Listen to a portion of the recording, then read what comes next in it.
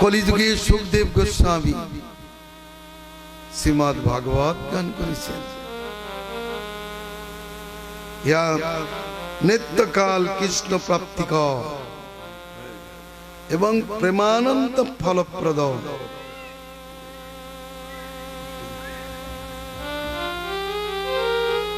এর থেকে জীবের কি লাভ আছে? জীব যা চাইতে জানে না,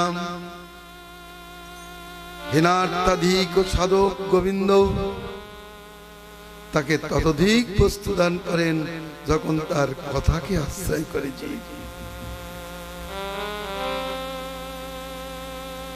গোপী তার কথার গান করেছেন, তব কথামৃতম তপ্ত জীবনম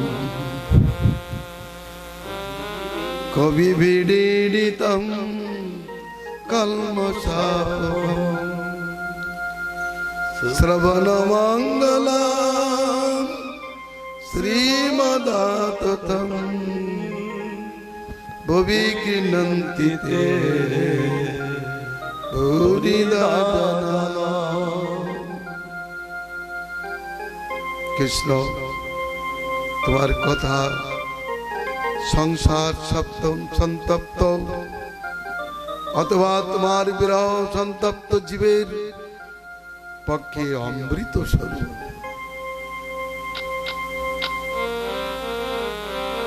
ব্যাসাদি কবিগণ তার ভূয়সী প্রশংসা করেন।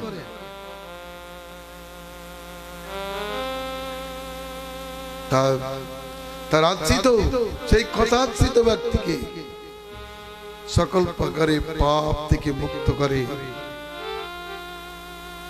সেই কথা মহত্ব অতি বিস্তৃত।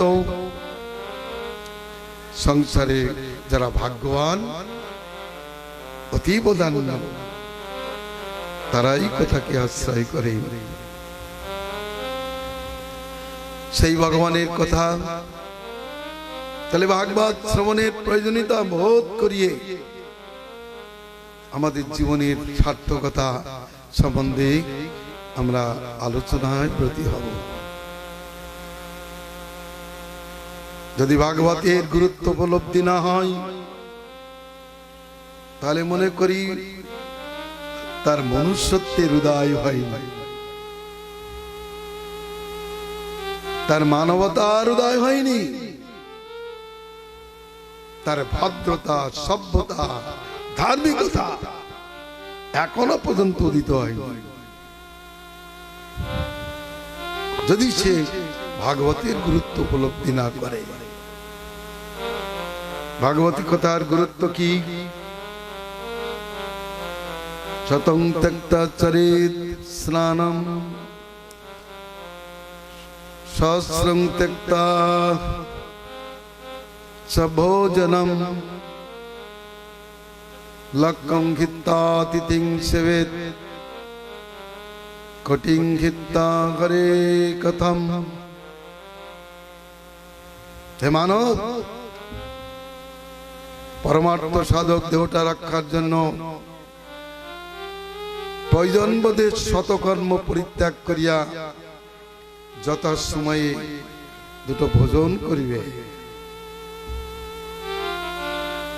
আর সহস্র কর্ম পরিত্যাগ করিয়া স্নান করিবে, সহস্র কর্ম পরিত্যাগ করিয়া ভোজন করিবে। শতকর্ম পরিত্যাগ করে স্নান করবে, সহস্র কর্ম পরিত্যাগ করিয়া ভোজন করিবে। স্নান ভোজন করে দেহটাকে সুস্থ রাখবে, পরমার্থ সাধক দেহ। এবার তারপরের কর্তব্য প্রয়োজন বোধে লক্ষ্য কর্ম পরিত্যাগ করিয়া ধর্মের মূর্তি যে অতিথি তার সেবা করিবে। আর যদি ধর্মের প্রয়োজন হয় তাহলে অতিথি সেবা করবে। যদি ভগবানের পথ, ভগবানের করুণা, ভগবানের ধাম যদি প্রাপ্য হয় তাহলে কোটি কর্ম পরিত্যাগ করিয়া ভাগবতী কথা শ্রীমদ ভাগবত কি জয়, শ্রীমদ ভাগবত কি জয়। কোটি কর্ম পরিত্যাগ করে ভাগবত কথা শুনছেন। দুটো দেহ ধর্ম, দেহের কর্তব্য, একটা সমাজের কর্তব্য, আর একটা আত্মাগত আত্মেশ্বর শ্রীহরির প্রীতি কর্তব্য। কারণ এই কথা শুনলে ভগবান সন্তুষ্ট হন, আর ভগবানকে সন্তুষ্ট করাই জীবের নিত্য ধর্ম। এটা শুধু এক বৈষ্ণবের ধর্ম মাত্র নয়, প্রতিটি জীবের ধর্ম।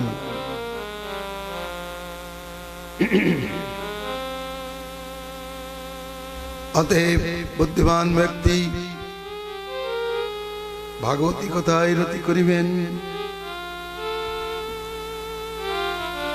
এই ভাগবত শ্রবণ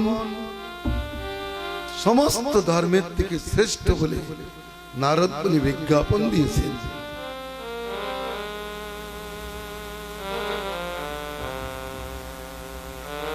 ভক্তি দেবীর প্রসন্নতা, জ্ঞান বৈরাগ্যের শাস্ত্র প্রাপ্তির জন্য নারদ মুনি ভাগবতের অনুষ্ঠান করেছিলেন। চতুর্শন বক্তা ছিলেন। নারদ মুনি ভাগবত শ্রবণ করে জ্ঞান বৈরাগ্যের শাস্ত্র প্রাপ্তি, ভক্তির আনন্দ, নিত্য সঙ্গে সঙ্গে ভগবানের আবির্ভাব, ভগবানের আবির্ভাবে মহোৎসবে অত্যন্ত উল্লসিত হয়ে নারদ সিদ্ধান্ত করেছেন, শ্রবণং সর্বধর্মেভ্যো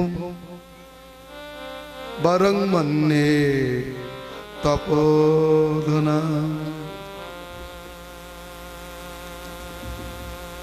বৈকুণ্ঠস্থ যত কৃষ্ণ শ্রবণাদেব লভ্যতে। হে তপোধনগণ, হে জগৎবাসী, আমি মনে করি যত ধর্ম আছে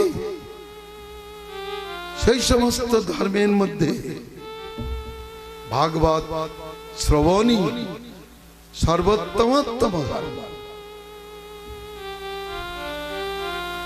এটাকে আমি শ্রেষ্ঠ মনে করি। কেন? বৈকুণ্ঠস্থ ভগবান এই শ্রবণের দ্বারা হৃদয়স্থ হয়ে যায়। জীবের হৃদয়ে ভগবত অনুভূতির অভাব হেতু জীব অন্ধের মতো নানা মতে পথে চলে দুর্গতি ভোগ করছে। আর ভগবান সারথি হলে অর্জুনের সারথি ভগবান তাকে কোথায় চালিত করলেন?